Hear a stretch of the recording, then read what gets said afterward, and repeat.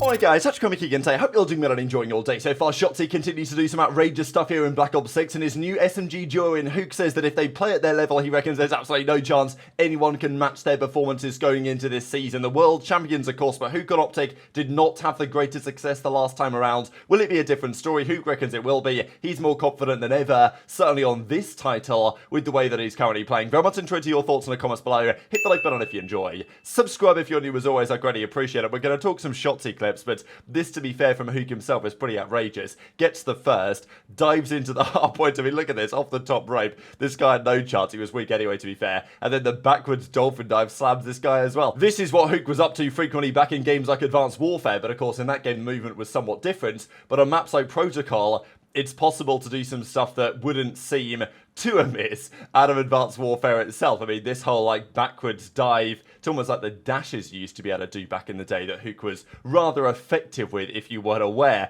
Shotzzy as well was watching KSub play over the last couple of days. This I thought was pretty funny. He was doing some coaching for him. He dives into the wall, Shotzzy roasts him, but then to be fair to him, he actually did pull off a nice little ace here in Search and Destroy, and Shotzzy was like, you know what, I'm going to charge you for my services. Although to be fair, lots of this was actually on KSub rather than Shotzzy's advice. This kill was pretty nice, and he gets the defuse with about 0.1 seconds on the clock. This was another clip that was going around yesterday, obviously, because there's been lots of talk still over the last few days about the Falcons, how they're going to land, especially because their first round game in the minor, which is the next actual matches we're going to have in the CDL, is against OpTic, right? So they've started the year 0-4.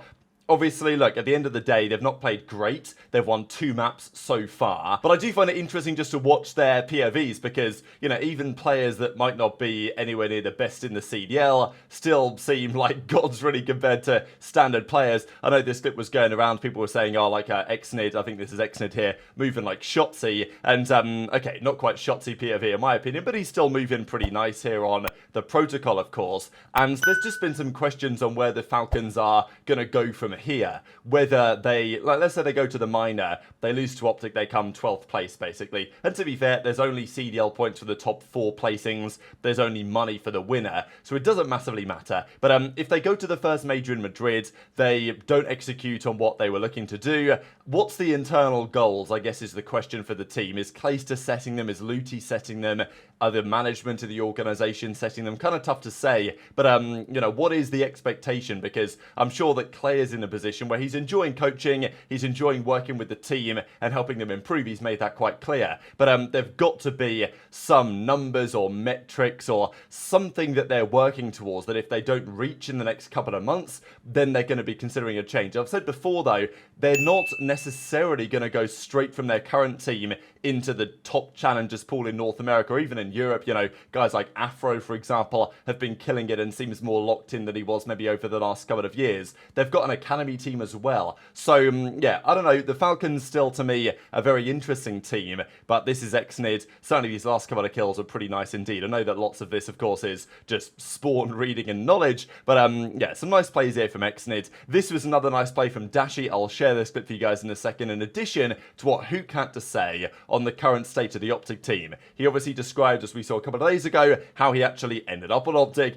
the storylines behind Pred's departure, Huke coming in, and obviously they've been practicing now for quite some time. Shotzzy made it quite clear before Pred was gone that their practice wasn't the best. We know that he has experience with Huke, of course, on the Dallas Empire days, and even on the OpTic days as well, and it worked out rather well the last time they were there, but they, of course, didn't quite win anything. They won the World Championship together on Dallas back in the day. But on OpTic a couple of years ago, when he subbed in for Modern Warfare 2 and all the drama happened, Scump retired, Dashy was gone, Illy was then gone, Dashy was back in, Huke was in, and everything was going on. Ghosty, of course, came into the lineup as well. They had 2 second places that season, but still not the performances they wanted. I think Toronto was like Major 5, whatever it was that year, was a bit of a disaster for them. And then, of course, they didn't really come close to winning the World Championship that year either. Then Huke was gone, Pred was in. The rest since then, of course, is history. This clip was actually against Huke as well here from Dashy, but we know that Shotzzy and Huke as a duo are incredibly confident in their own gameplay. They've been there in the past,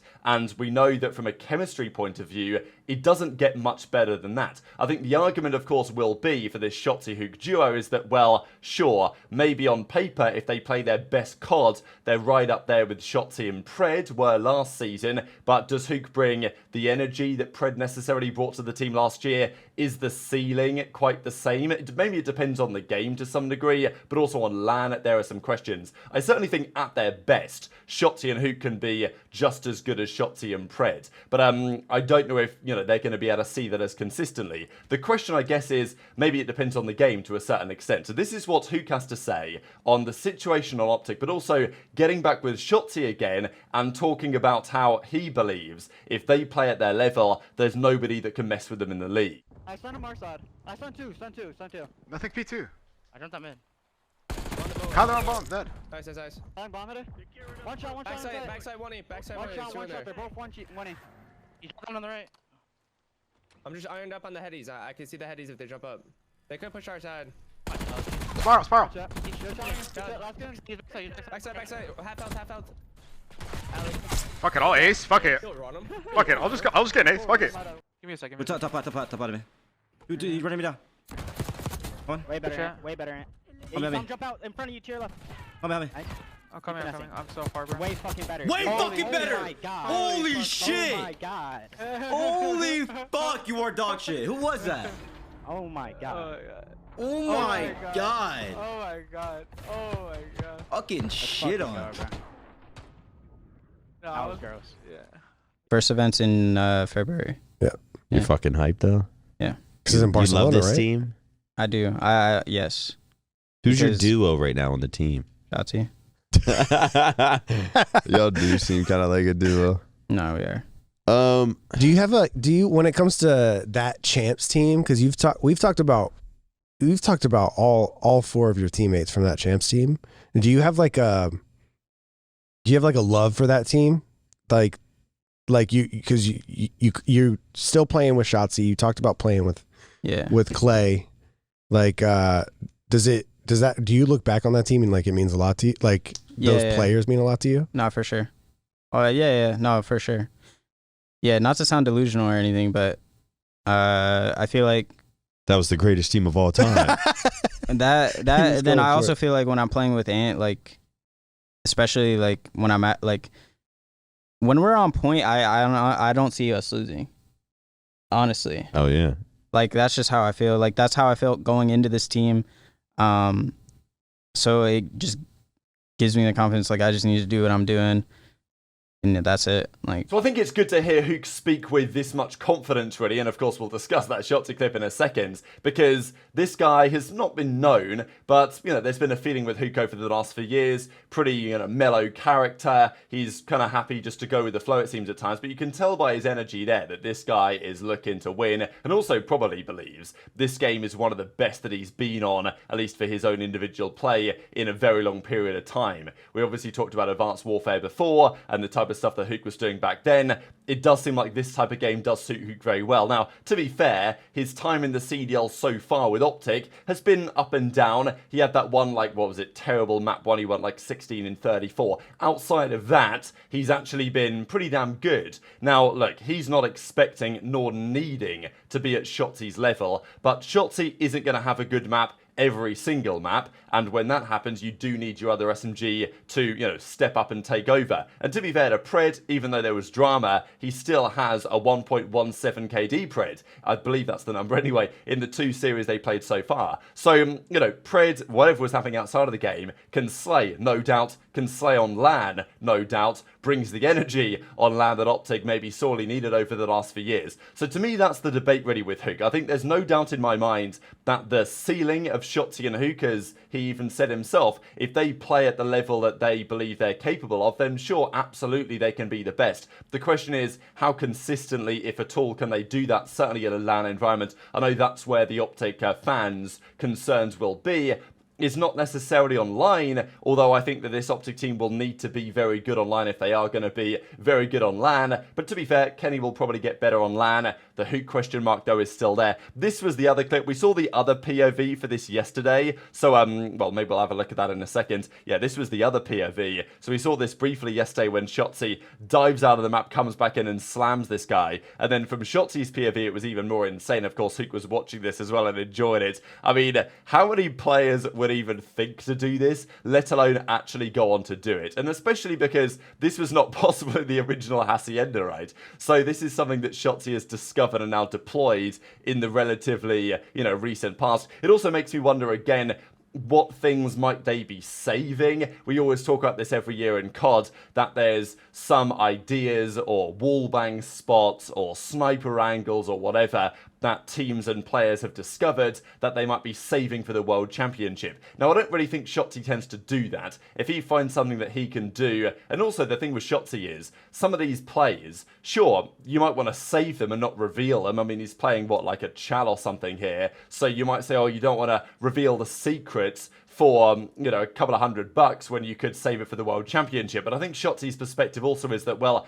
even if I show people what I'm doing and how I'm doing it, they can't necessarily replicate it. I think that's the thing with Shotzzy and some of the ideas that he finds is that, sure, you can know full well what Shotzzy's doing and what he can do. Can you counter it is obviously a harder challenge. So how are OpTic going to fare going into January? They, of course, play the minor, then there's a couple more weekends of qualifiers, then there is the major just after that. So this is as it stands. They will play the minor tournament against the Falcons. That's obviously their first game. If they win that, they will play, I think they play Boston. If they win that, they play Ravens or Cloud9 or Surge, I believe. So that's the way that it goes. And then when the qualifiers get back underway, they play 3 more, again against the Falcons. So could be another win there. Then Thieves, though, then Ultra. So these are going to be the testing games for OpTic, really. The 19th of January, that's a big one against the Thieves. Of course, it's possible they already played Thieves or Ultra if they make it to the grand finals of the minor. That's possible. But they will play them for sure on these dates. And I think the Thieves game is going to be especially telling as to where OpTic are and also where Thieves are going into the LAN, which of course is happening at the end of January, start of February in Madrid. Then there's the major 2 qualifiers, and we've got it all listed out here on the website. But yeah, that is going to be telling, especially when they get to Madrid, where things are looking. But very much interested to your thoughts on all of this stuff in the comment section below. Hit the like button if you enjoyed. Subscribe if you're new. Take care, and I'll see you next time. I'm a force. I gotta spawn fucking top left. One just hit. I think he hit right. Oh, let me grab initial. I have the right. I feel like one could have hit underground maybe. I'm looking at it.